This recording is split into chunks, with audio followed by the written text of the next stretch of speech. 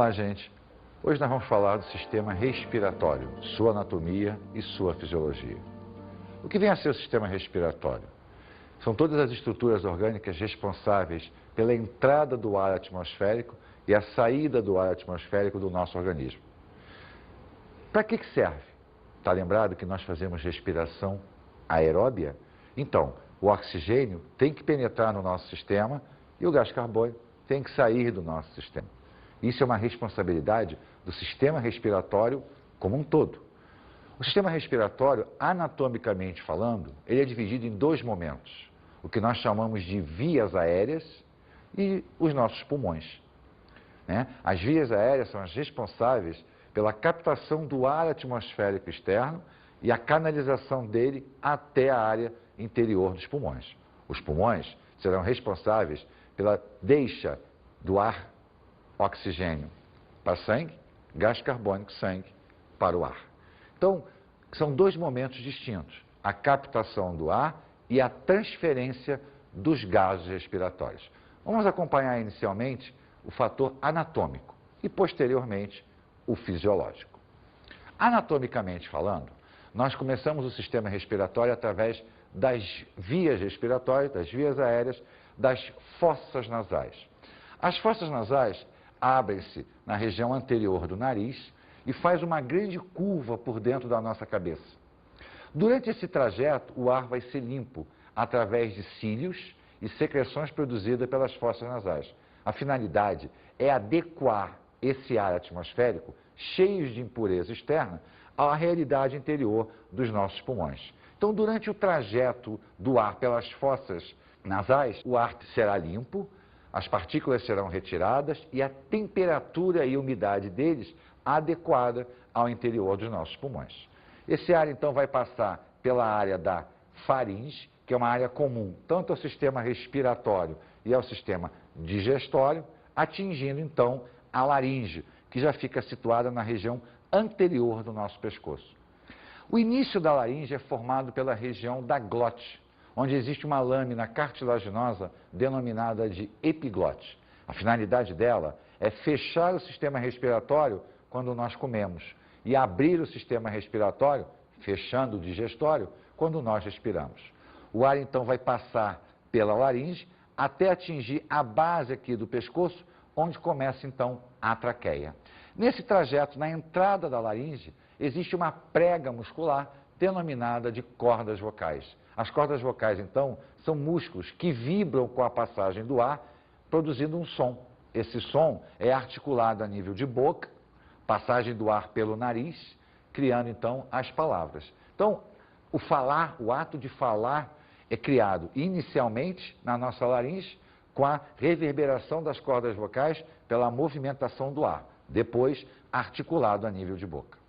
A nossa traqueia, então, é um tubo permanentemente aberto, formado por anéis cartilaginosos, que vai começar aqui, na base do pescoço, descendo mais ou menos até o início do tórax, onde então ela sofre uma bifurcação, originando os brônquios. Então, as fossas nasais dá início ao trajeto do ar, passamos pela laringe, chegamos na traqueia, atingimos os brônquios. Cada brônquio, então, será canalizado para dentro de um pulmão. Vamos observar primeiro o pulmão do lado direito e depois o pulmão do lado esquerdo. O pulmão do lado direito, ele é maior, justamente, dividido em três setores, mantém uma troca gasosa muito mais intensa, ou seja, o ar vai penetrar aqui e, através de minúsculas bolsinhas denominadas de alvéolos pulmonares, permitirão que os gases respiratórios, oxigênio e gás carbônico trafeguem do ar para a corrente sanguínea, da corrente sanguínea para o ar. Então, ele vai descer pela traqueia, vai entrar pelos brônquios e observemos então, o pulmão direito é dividido em três setores. Dentro dele, nós vamos encontrar minúsculas bolsinhas, que são os alvéolos pulmonares, onde ocorrerá a hematose. Se nós atentarmos para o lado esquerdo do nosso corpo, o nosso pulmão esquerdo, ele é menor. Por quê? Porque ele tem uma grande concavidade para abrigar a extremidade do coração. O nosso coração não está do lado esquerdo, ele está no centro do tórax, mas ele tem a extremidade ventricular dele virada para o lado esquerdo. Por esta razão, o pulmão esquerdo é ligeiramente menor, dividido apenas em 2 setores. Essa concavidade aqui, provocada pelo músculo diafragma, é justamente para abrigar a ponta do coração. Se nós atentarmos aqui para o interior do pulmão, nós vamos observar a ramificação do brônquio, né? Então, ó, traqueia, o brônquio penetra e ramifica. O que nós vemos aqui em azul é justamente a ramificação dos brônquios, gerando os bronquíolos. E a vascularização intensa para que possa ocorrer a troca gasosa. O sangue em vermelho vai levar resíduos, o azul também, onde então os gases respiratórios serão trocados a nível de alvéolo pulmonar. Toda essa movimentação vascular que existe aqui, a única finalidade dela é permitir que os gases respiratórios cheguem até os pulmões e que ocorra a hematose. Essa movimentação de ar vai depender da movimentação muscular. Os nossos músculos respiratórios é que serão responsáveis pelo movimento do ar de entrada e de saída do pulmão. Então vamos acompanhar novamente: fossas nasais, faringe, laringe, traqueia, brônquios, bronquíolos, chegando até aos alvéolos pulmonares. Quando a gente olha o conjunto de bronquíolos e alvéolos pulmonares, nós observamos um aspecto de uma árvore. Por esta razão, o interior do pulmão é denominado de árvore brônquica. Então, a árvore brônquica é o conjunto de bronquíolos e alvéolos pulmonares. O nosso pulmão é revestido por uma serosa denominada de pleura. Na realidade, existem 2 pleuras, uma que fica bem junto à área das costelas e a outra que fica efetivamente em cima da estrutura pulmonar. É justamente o movimento dessas 2 pleuras que permite a expansão e a volta do pulmão durante o movimento respiratório. Dessa maneira, nós observamos todo o trajeto do ar até o interior do pulmão. Como as trocas irão acontecer? De que maneira elas irão acontecer dentro do interior dos nossos 2 pulmões? É isso que nós vamos estudar na fisiologia respiratória.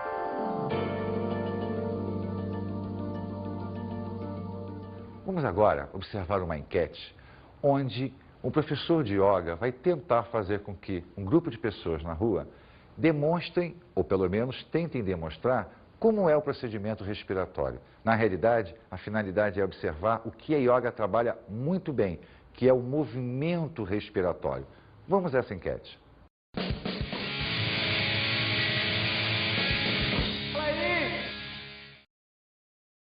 Oi pessoal, vocês já ouviram falar ou já praticaram yoga? Já ouvi falar, mas nunca pratiquei. E você? Nunca também. E você? Também não. A respiração no yoga é composta de três partes. Respiração baixa, média e alta. Que legal. Isso, olha só, perfeito. Aqui. Não, continua, tudo uma só, não só atuar. Isso, até em cima. Agora inspira alta, média e baixa. E foi bacana, hein? E aprender. Então você vai começar respirando por aqui, vai colocar o abdômen para fora, vamos lá. Isso, foi mais ou menos. Tá, coloca o abdômen para fora, continua, inspiração, mais para cima agora. Baixa, média e alta. Agora inspira alta, média e baixa. E contrai bem o abdômen. Vamos começar a observar agora a fisiologia respiratória como um todo. Inicialmente, vamos observar a ventilação pulmonar, que é algo extremamente importante. É algo, inclusive, que a yoga dá um ênfase muito grande. Por quê? Porque é o controle de entrada e de saída de ar do nosso sistema. Quando nós inspiramos e expiramos, nós estamos ventilando o pulmão. Então, esse movimento de entrada e de saída de ar, ele é extremamente importante quando ele é cadenciado. Isso porque dá tempo do nosso organismo processar exatamente a troca respiratória. Então, quando se fala em ventilação pulmonar, está se falando dos movimentos de inspiração e de expiração. Agora, como eles ocorrem? Por que nós conseguimos inspirar e expirar? Já parou para observar que você não pensa nisso? Ele acontece naturalmente. E por que ele acontece naturalmente? Simplesmente porque nós temos um processo de contração muscular que executa esses movimentos. Observemos o esquema aqui. A contração muscular, ela vai ocorrer em dois grupos de músculos. O primeiro, o diafragma, que é o músculo que separa a cavidade torácica da cavidade abdominal. O segundo grupo são os músculos intercostais, são aqueles que tracionam as nossas costelas, expandem a caixa torácica. O que vai acontecer é que, por uma ordem automática de uma região encefálica chamada de bulbo, o diafragma se contrai, os músculos intercostais também, ampliando a caixa torácica. Quer dizer, ela tem um tamanho determinado. Quando ela aumenta, a pressão interna do nosso tórax diminui. Como a pressão do ar atmosférico não se altera, o ar vai se movimentar do local de maior pressão para o local de menor pressão. Então ele vai penetrar no sistema respiratório. Quando a musculatura relaxa, a pressão interna volta a subir, comprimindo os pulmões, empurrando o ar para fora. Então, na realidade, o ato de inspirar, ele acontece porque os músculos, ao se contraírem, aumentam a caixa torácica, diminuindo a pressão interna. O ar, então, se desloca para o seu interior. Quando a musculatura relaxa, ela volta a comprimir o tórax, a pressão sobe, expulsando o ar atmosférico. Então, esse mecanismo de entrar e sair, ele acontece por contração muscular. Agora, todo o processo de inspiração e expiração, nós denominamos de ventilação pulmonar. Bem, qual é a finalidade disso? Qual é a finalidade de inspirarmos e expirarmos? É justamente permitirmos a troca gasosa. É normalmente a hematose.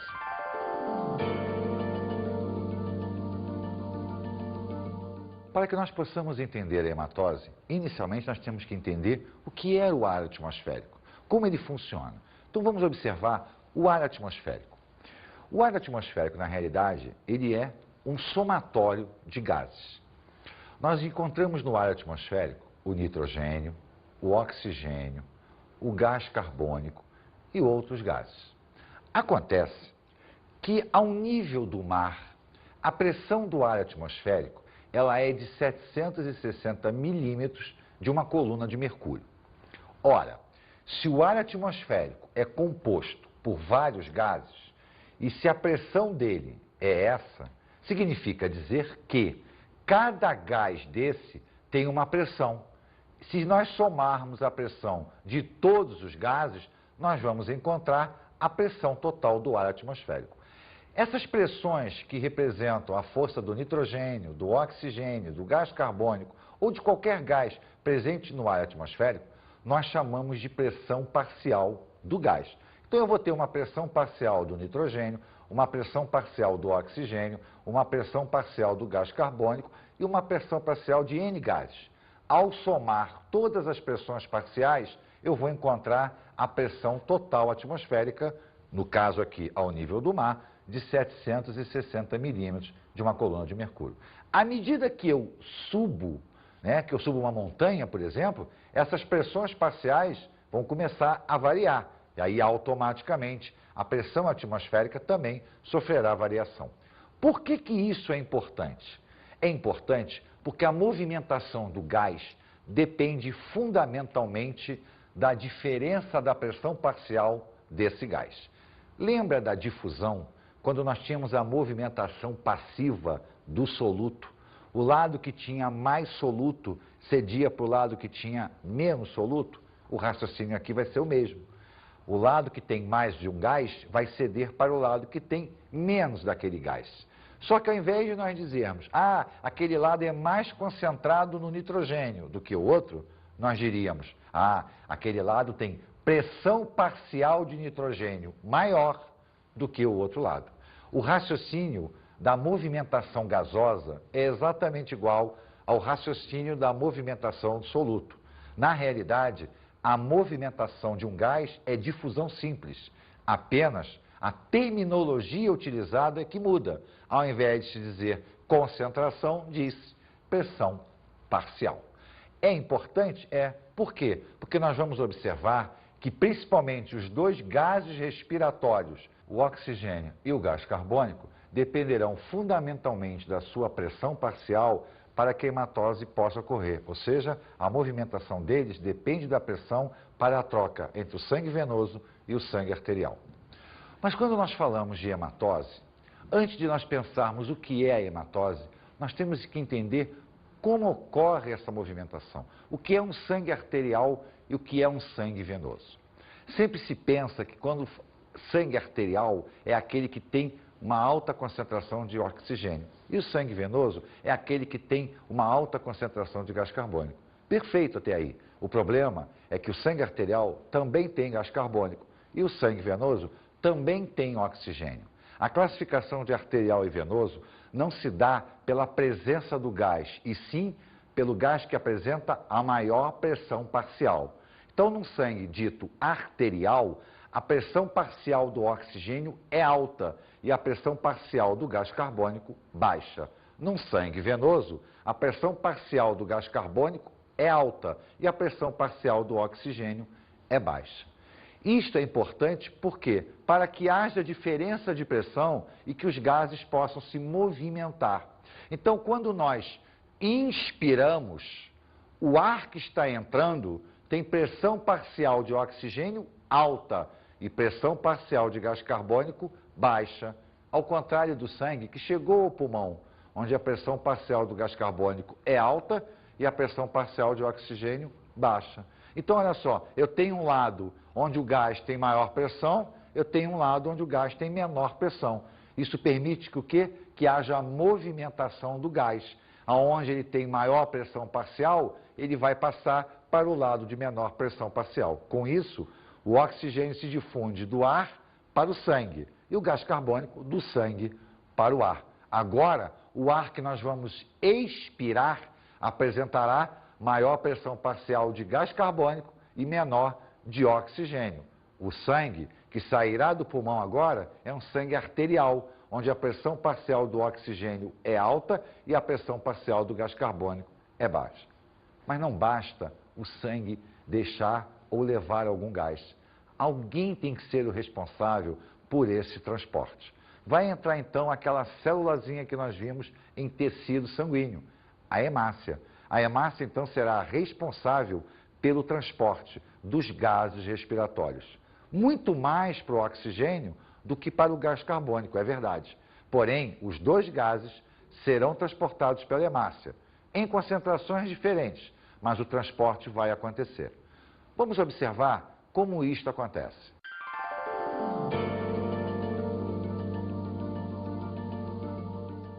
Vamos observar a hematose inicialmente pela entrada do oxigênio para a corrente sanguínea, depois pela entrada do gás carbônico e a passagem pela corrente sanguínea. Quando nós inspiramos, a pressão parcial de oxigênio no ar é alta e a pressão parcial do oxigênio no sangue é baixa. Com isso, o oxigênio se difunde para a corrente sanguínea e penetra na hemácia. Ao penetrar, ele é capturado pela hemoglobina, formando um composto chamado de oxihemoglobina. A hemácia, então, dentro da corrente sanguínea, vai sair do pulmão e vai chegar até os tecidos. Lá nos tecidos, lá nas células, a pressão parcial de oxigênio dentro da célula é baixa. Por quê? Porque ela está usando o oxigênio lá na respiração aeróbia dela. Com isso, ela está gastando. Mas o sangue que está chegando tem pressão parcial de oxigênio alta. Essa diferença de pressão faz com que a hemoglobina solte o oxigênio e ele se difunde, então, para a célula. Mas acontece que lá no ciclo de Krebs, nós estávamos produzindo gás carbônico. E esse sangue que chegou tinha a pressão parcial de gás carbônico baixa. Com isso, o gás carbônico da célula se difunde para dentro do sangue e automaticamente entra na hemácia. Acontece que quando ele entra na hemácia, parte da hemoglobina combina com ele, formando a carbohemoglobina. Mas o grande volume de CO2 que entra não vai combinar com proteína nenhuma, muito menos com a hemoglobina. Ela vai entrar num processo de reação química para que, no final, nós tenhamos um segundo sistema de controle do pH sanguíneo. Vamos acompanhar ponto a ponto o que vai acontecer com o gás carbônico quando ele entra na hemácia. Observemos. O gás carbônico, ao se difundir da célula para o sangue, penetra na hemácia e aí ele vai ter dois caminhos básicos. O primeiro, ele vai reagir com a hemoglobina, que em parte ainda estava ligada ao oxigênio. Ela então vai soltar esse oxigênio para poder se combinar com o CO2 que está entrando.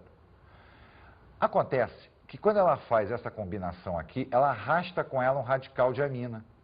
Então observa, ó, a hemoglobina vai carregar não só inicialmente uma amina, NH2, como o próprio gás carbônico. Com isso, solta o oxigênio, e esse oxigênio então, ó, ele estando solto, vai aumentar a difusão para dentro da célula. Por outro lado, o gás carbônico, e aí sim é o maior volume, vai reagir com a água. Ao reagir com a água, ele vai produzir ácido carbônico. Só que para que essa reação química aconteça imediatamente, a hemácia possui no seu interior uma enzima denominada de anidrase carbônica. A anidrase carbônica vai reagir a água com o gás carbônico, produzindo o ácido carbônico. Acontece que o ácido carbônico é um diácido. O que significa isso? Significa que ele rapidamente ioniza um hidrogênio. Ele libera um hidrogênio, passando a condição, então, de HCO3-, que é o íon bicarbonato. Esse íon bicarbonato vai sair da hemácia e vai passar para a parte líquida do sangue, vai para o plasma. Só que quando ele soltou o hidrogênio, ele criou um problema para a hemácia. Ele tornou o seu interior ácido. Ocorre que se a hemácia ficar ácida, nós vamos fazer uma acidose, que é um problemão para o nosso sangue. Alguém tem que corrigir esse problema. Quem vai corrigir? A nossa ilustre hemoglobina. Ela vai capturar o hidrogênio. Só que para que ela capture o hidrogênio, ela vai soltar mais oxigênio. E mais oxigênio, então, vai passar para os tecidos. Agora eu tenho duas situações distintas. O íon bicarbonato que migrou para o plasma e a hemoglobina que ganhou um hidrogênio, passando uma condição que a gente chama de hemoglobina reduzida.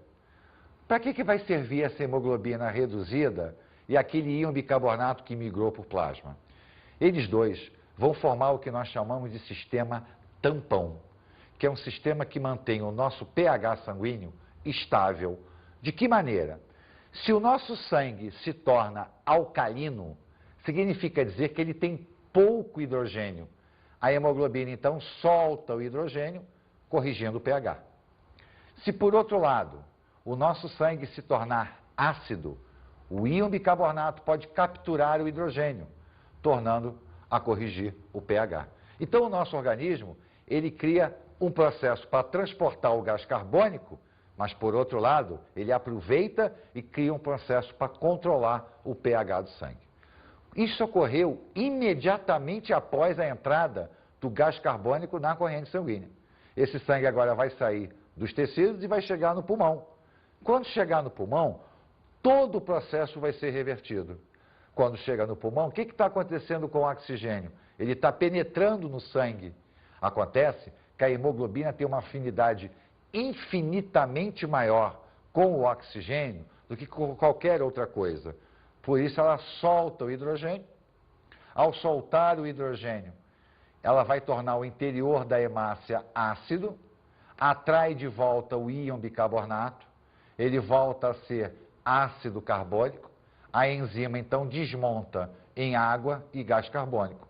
Com isso a taxa do gás carbônico sobe, a hemoglobina solta o gás carbônico, ele volta a subir, e eu tenho então o quê? O aumento da pressão parcial do oxigênio, do gás carbônico.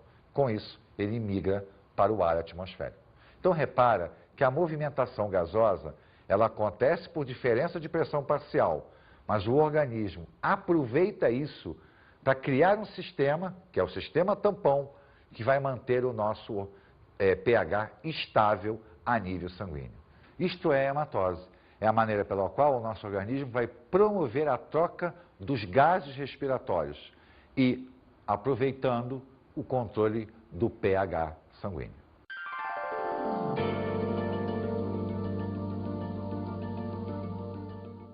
Vamos falar agora de algumas doenças respiratórias, ou seja, processos que vão atacar toda aquela estrutura anatômica e, por tabela fisiológica, que nós vimos do sistema respiratório.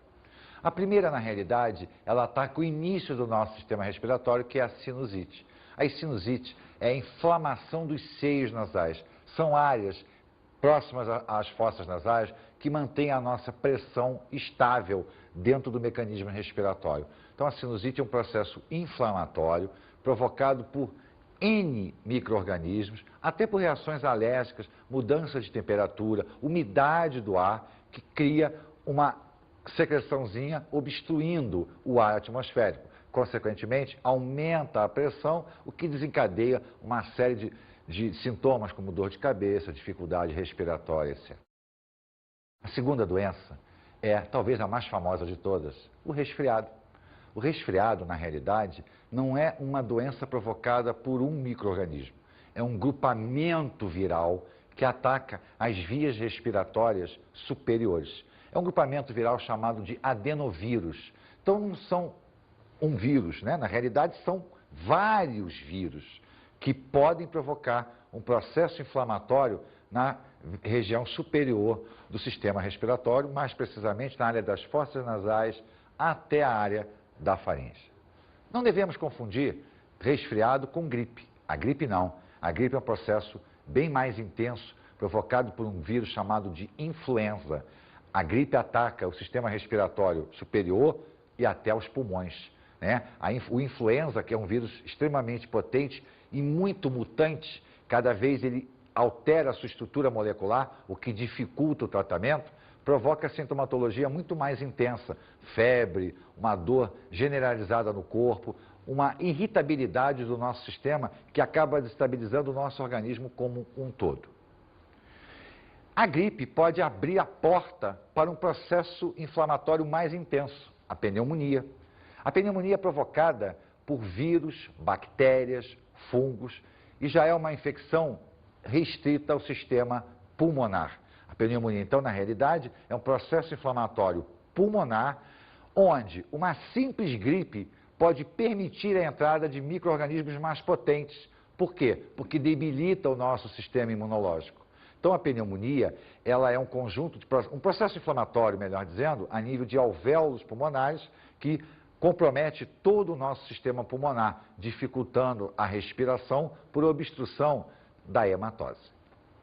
Mas existe uma doença pulmonar, talvez muito grave, mais grave do que todas que nós falamos agora, a tuberculose. A tuberculose foi considerada o mal do século, no início do nosso século, né? Século XIX, século XX, a tuberculose fez muitas vítimas. E ela é provocada por uma bactéria chamada de bacilo de Koch, que tecnicamente é a Mycobacterium tuberculosis.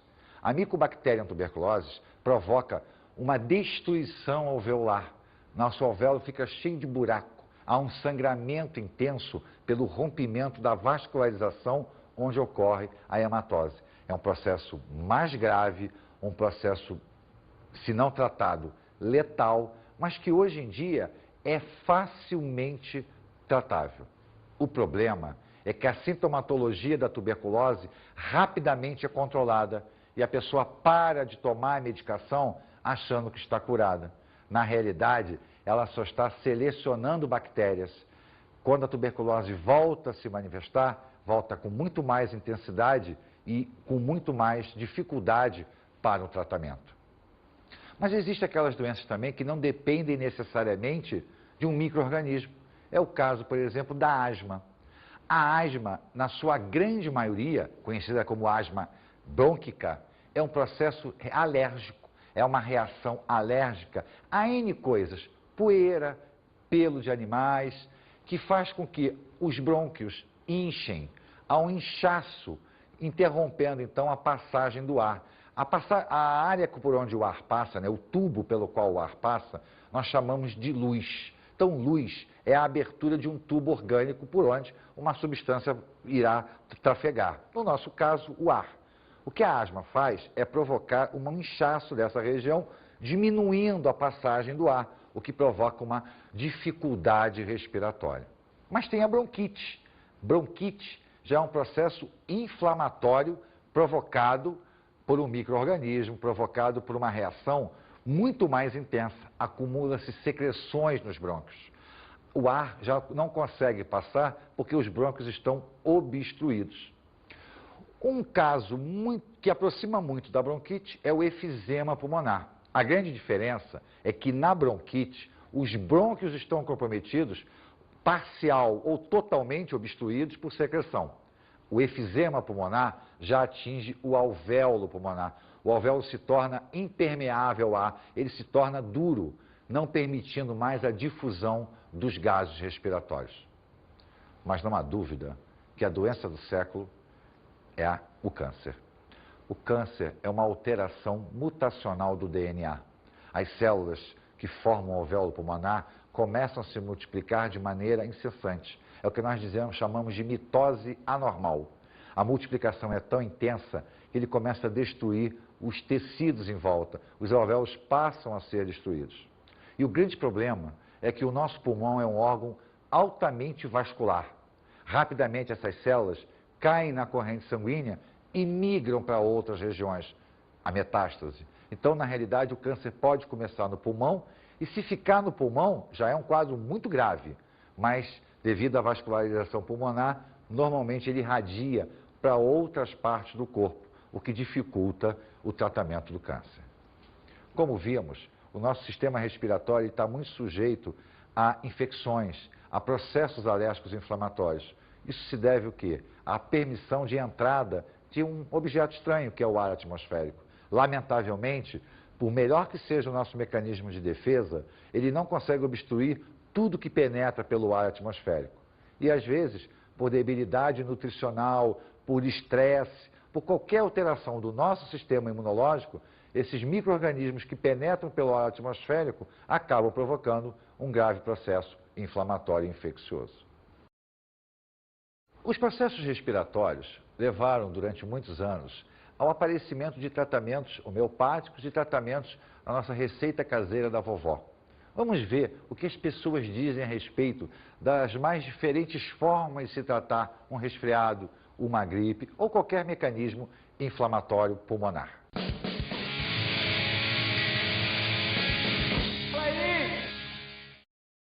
Sinusite. Pega um punhado de cravo da Índia, coloca no vidro com álcool, o vidro tem que ser escuro. No terceiro dia você pode usar. Quem fez nunca se arrependeu. Cura mesmo. Chazinho com limão, mel, isso aí é muito bom para gripe. Inclusive à noite. Chazinho de alho também, com leite e mel. É muito bom. Eu sou a favor do que tudo que é natural. Chá de limão com alho. Olha, alecrim com mel e limão e sem contar também uma dosinha assim de cachaça, bem pequenininha. Para gripe, chá de gengibre com cravo e canela, né? Isso é caseira, né? E nada que uma boa sopa também de galinha caipira para resolver também, bem forte para ajudar, porque gripe tem que ser desse tipo, né? Agora, para tuberculose, é mastruz, uma erva, você bate mastruz no liquidificador com leite condensado e toma toda manhã. Existem N tratamentos, né? Principalmente para resfriados e gripes. Quem já não escutou falar naquela receitinha básica, um chá bem quente de alho e cebola, debaixo de um cobertor, é um tratamento ideal para a gripe. Será que funciona? Na grande maioria das vezes, para mecanismos infecciosos do tipo resfriado e até a própria gripe, fortalecer o organismo é suficiente para a cura. Porém, em casos mais intensos, pneumonia, tuberculose e até o câncer, lamentavelmente, os remédios ainda são a melhor forma de nós curarmos. Vamos dar uma olhadinha agora nas nossas dicas de estudo.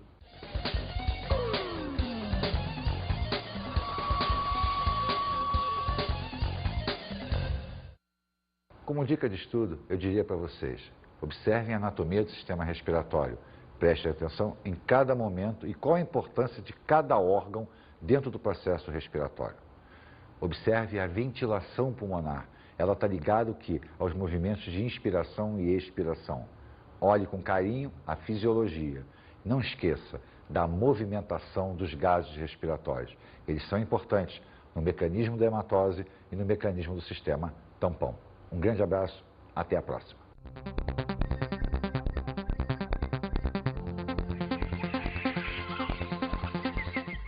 Na aula de hoje, falamos sobre o sistema respiratório humano, sua anatomia e fisiologia. Falamos da anatomia respiratória, falamos da fisiologia respiratória, vimos os processos ventilatórios, né, e a fisiologia da hematose, a troca gasosa, onde demos uma importância muito grande, o que é a movimentação dos gases com formação do sistema tampão. Bons estudos!